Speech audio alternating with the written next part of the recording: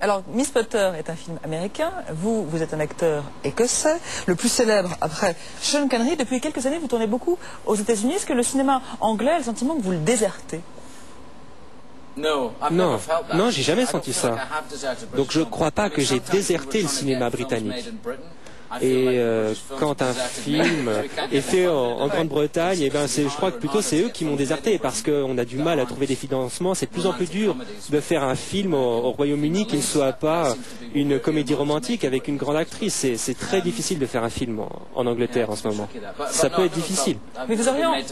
Mais on m'a jamais fait sentir que j'étais un déserteur. Vous auriez envie de tourner avec des Stephen Frears, des Ken Loach? Ah oui, oui, j'aimerais bien. Et Mike Figgis, Mike Lee, oui, j'adorerais. J'adorerais travailler avec eux, avec des réalisateurs anglais, avec des légendes du cinéma britannique, bien sûr. Alors, le film qui vous a lancé, c'est Trainspotting, de Danny Boyle. Danny Boyle qui a toujours voulu tourner la suite de ce premier film. Vous allez bientôt avoir 40 ans. Il voulait que ses acteurs aient 40 ans. Est-ce que vous serez de la partie?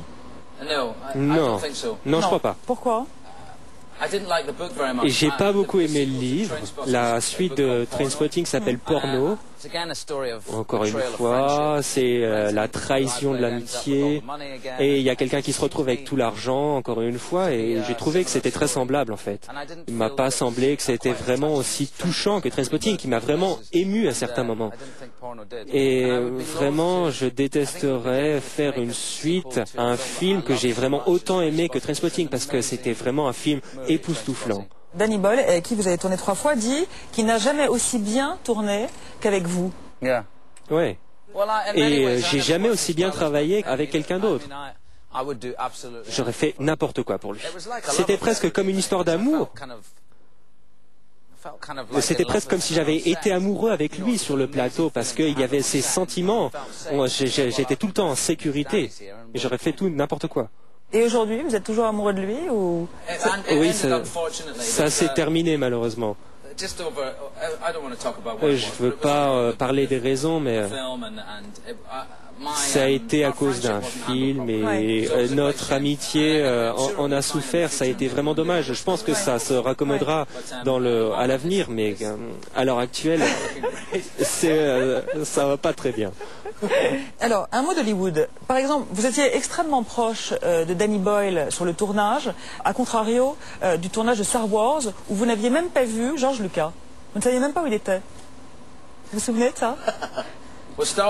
Oui, Star Wars, c'est quelque chose d'unique, hein, vraiment.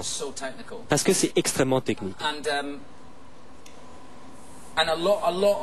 Et beaucoup de ce qui se passe sur l'écran est créé après, en post-production. Donc, en tant qu'acteur, on est dans un grand studio comme ça, mais il y a des rideaux bleus sur 3 côtés de la salle, et il y a 2 caméras sur des grues, et on est dans cette grande boîte bleue, et il faut donner le meilleur de son potentiel. Donc, techniquement, c'est très compliqué. Et George, lui, il voit tout le film dans sa tête avant qu'on commence. Et peut-être qu'il ne sait pas très bien communiquer ce qu'il y a dans sa tête. Vous venez également de terminer un film avec Woody Allen, Cassandra Dream. Vous le connaissiez, Woody Allen? C'était un réalisateur important pour vous, avec lequel vous avez envie de travailler? Oui, j'ai toujours voulu travailler avec lui. C'est ma femme qui m'a vraiment présenté ces films. Et il y a des années, j'ai dit à mon agent que je voulais travailler avec Woody Allen. Et il me fait vraiment sourire rien que de le regarder. Quelle est la spécificité d'un tournage avec Woody Allen? Je ne me suis jamais remis du fait que je travaillais avec Woody Allen. C'est énorme.